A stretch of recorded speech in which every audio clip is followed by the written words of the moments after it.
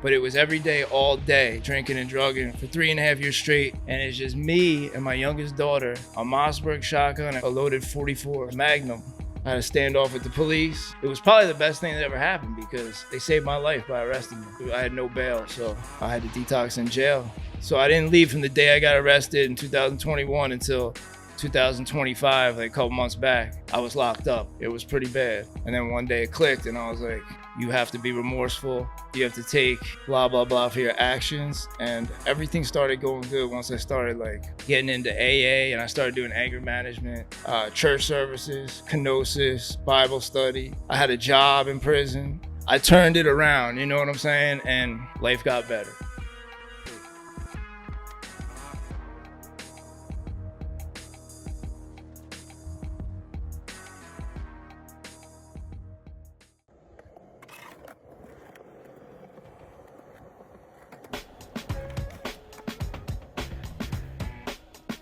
Cause I've OD'd, I've been Narcan. You know, I was into all that. I was getting Narcan, I was ODing left and right at home. And they stopped all that by having no bail.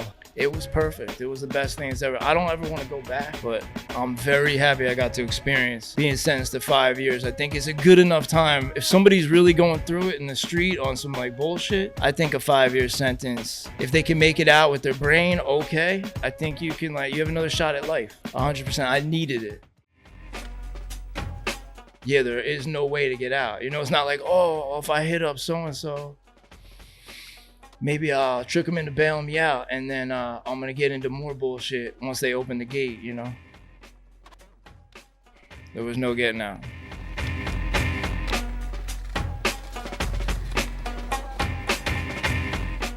So it's 23 hours a day lockdown, let you out an hour for a shower, phone, and there's no yard, you know what I mean? You just have to walk in the day room.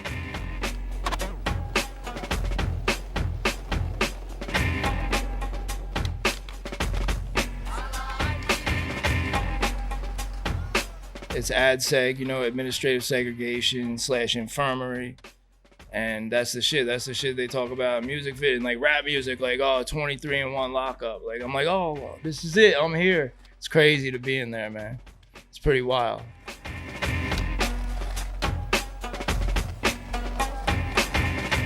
Like right now I'm a convicted felon, so like certain countries might not let you in. But I at least have traveled.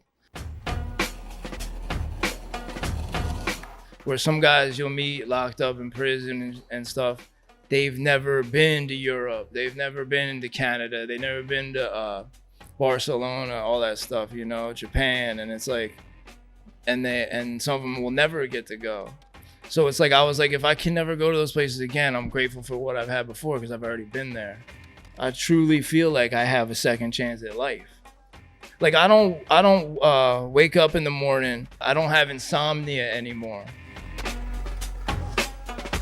You know, I don't take anything right now. I don't take benzodiazepines. I don't take antidepressants. I don't take sleep meds. I don't drink. I don't take drugs. I don't take Suboxone. I ain't on methadone.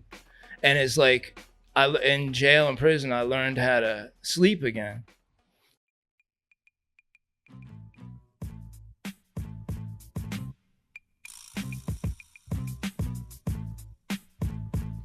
For a little bit, you feel like you're not getting out, and you're like, you know what?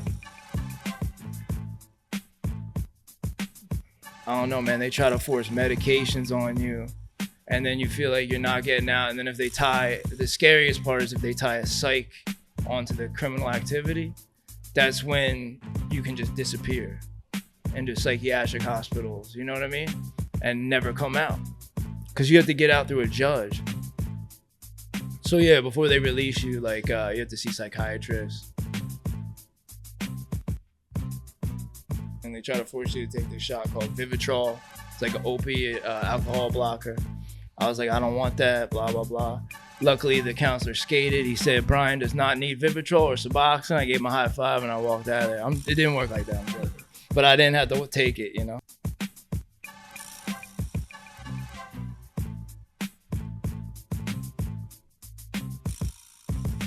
Oh yeah, like shit like this, like I've been to my third visit. Like you get it like in there. I'm like, all right, when I get out, the face tattoos must come off, like stuff like that. Like, all right, so I go to the plastic surgeon and I get them lasered off. I've been there 3 times, like stuff like that. Like I'm not gonna like when you sit in jail, in prison, or whatever, wherever you're at, and psychiatric hospital, wherever you're locked up.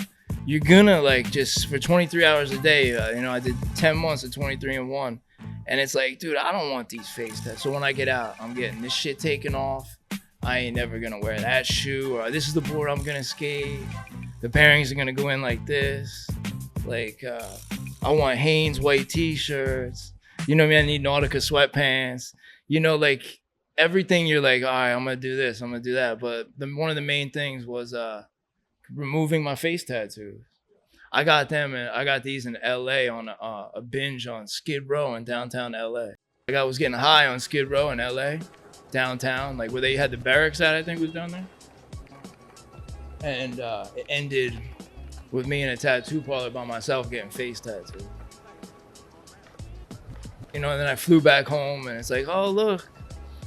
And you're like, damn, you wake up the next day, and you're like, you know what it is? You do something like that, and you keep drinking and drugging. So you can look in the mirror because you don't want to look at that shit. So I was like, all right, I'm just going to take this off.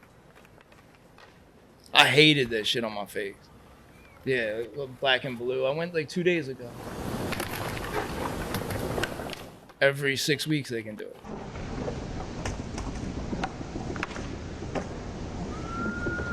Yeah, I had some initials with my eyebrow came right off.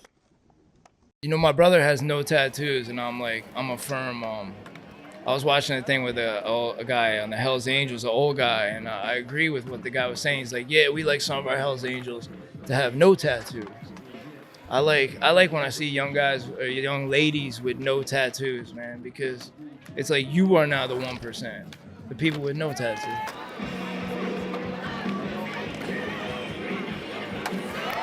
You know what I mean? I ain't into that guy's bullshit. He got the face tattoos. I don't want the face tattoos, so I'm taking the face tattoos off. I kind of do say that without skateboarding, there's no way I would have been as comfortable in there as I was.